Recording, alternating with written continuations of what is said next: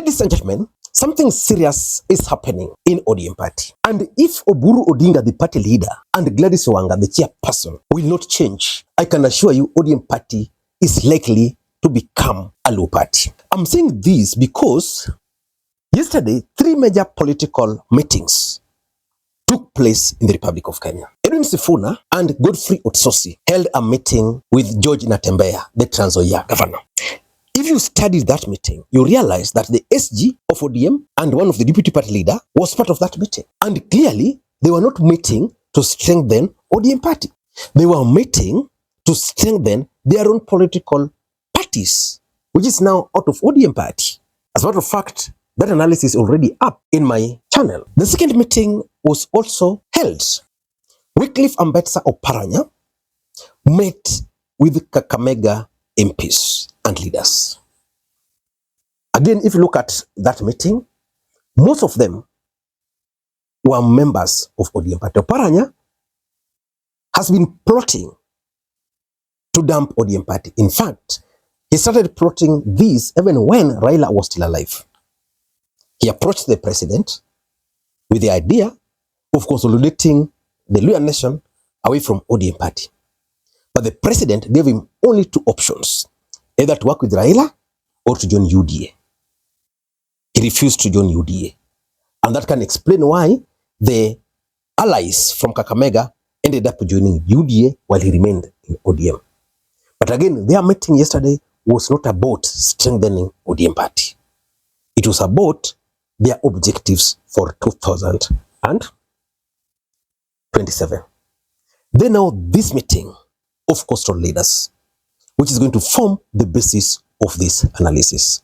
Before I do that, in case you're watching this channel for the first time, please take a second or two, click that subscribe button so that next time we produce a video like this, YouTube will automatically notify you. And to the subscribers, I want to continue thanking you guys for your continued support. Because without that support, this channel cannot be what it is. Ladies and gentlemen, by the way, I produced this video very early in the morning before I left Nairobi. But sadly, the first 3 minutes, the sound, I don't know what happened to the sound. So can you enjoy watching from this other part? I am actually recording this video from my hotel room in Nairobi, as you can see. Ladies and gentlemen, why should Oburu Oginga be worried? Number one, I think these coastal people, there is something they've always tried to work around for a very long time without success. Coast-based political party. In the last election, Kingi bolted out of ODM. He managed to win, I think, 2 or 3 parliamentary seats. But they did not make much impact. And even those who won refused to join UDA as it were at that time. Why? Because Raila Odinga was very strong in the coastal region. Someone like Ali Hassan Joho was one of Raila Odinga's key allies. Joho was loyal to Raila Odinga. Tell me why Joho, who was loyal to Raila Odinga, can now not go ahead and form his own political party, considering the fact that Raila Odinga is no longer there. Yeah? And you remember, the Luo leaders are also trying to own the party. The party leader, Oburu Oginga, and Gladys Wanga, and to some extent, they are trying to control ODM, but with the mindset of a Luo political party. This is significant because for William Ruto now, his interest is winning his re-election. How can William Ruto win his re-election? If he can persuade the coastal people to vote for him. So if these people will go ahead and form their own political party and then come to Ruto, that now as a coastal people, this is where we are, William Ruto will negotiate with them. That's something these guys need to know. And it's going to happen unless they're going to change. Let me surprise you. You know, ODM held the youth convention. Someone like Wani Oginga was not part of it. She was never invited. Why? What's the problem? Number two, and this is something which I think these coastal people are doing. The Linda Wananchi went to Mombasa. It was a huge success. Most people had imagined that Linda Wananchi would go to Mombasa and then they would fail to get the crowd. So this meeting was about how to thwart the surge of Linda Wananchi in the coastal region. And they'll be listening to the ground. And probably the ground is going to tell them that you are in ODM party, but the way ODM party is being run, we are now not very happy with it. Yeah. And William Ruto is the president. He has the intelligence. Maybe he also understands why, for example, this meeting in Mombasa by Linda Wananchi was successful. Probably the NIS has also given them the figures why these guys are gaining. Maybe they are gaining because of this nonsense happening in ODM party. So the coastal leaders met to strategize because Linda Wananchi is basically outbreak from ODM party. There are those hiding behind it, but Linda Wananchi is basically ODM. Yeah.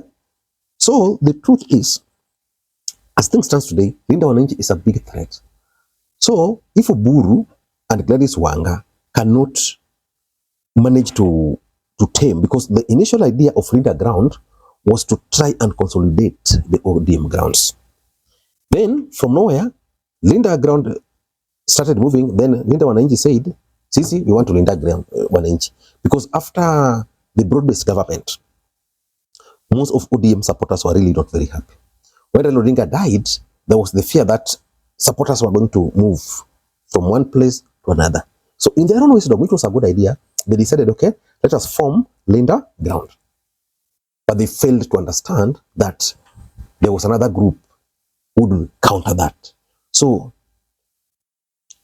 maybe Ruto has also told the coastal leaders that if you're not careful, this is going to go. Yeah? Because let us take the case of coastal region. Joho, Abdul Swamad are fighting.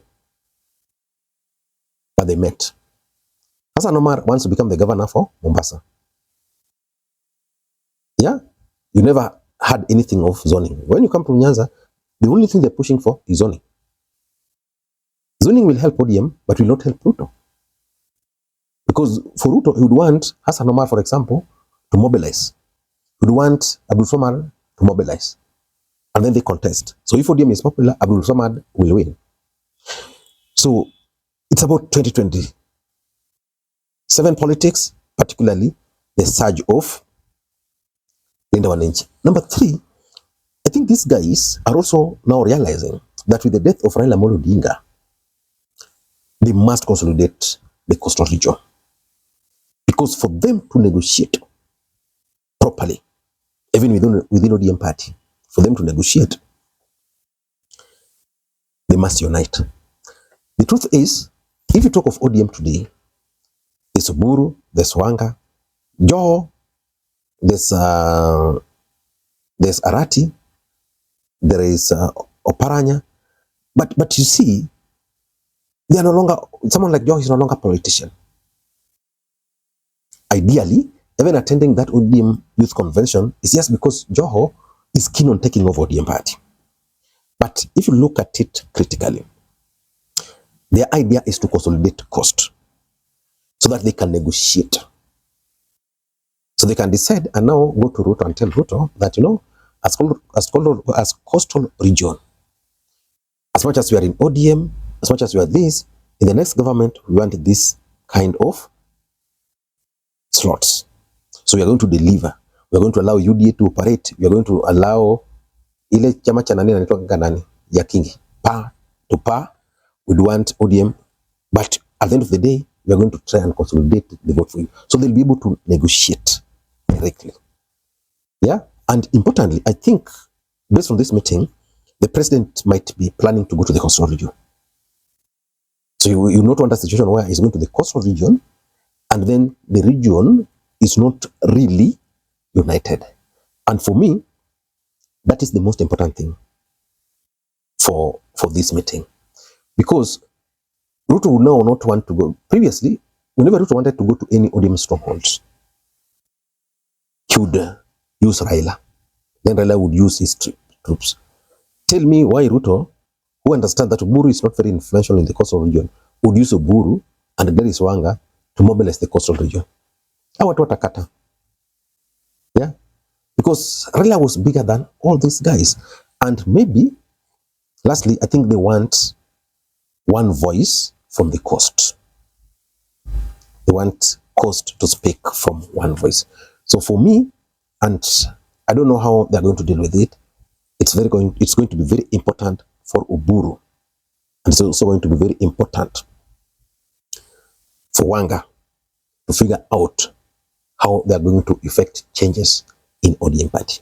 Because if they won't change, they will perish. Until next time, this is Makwiny. Bye-bye.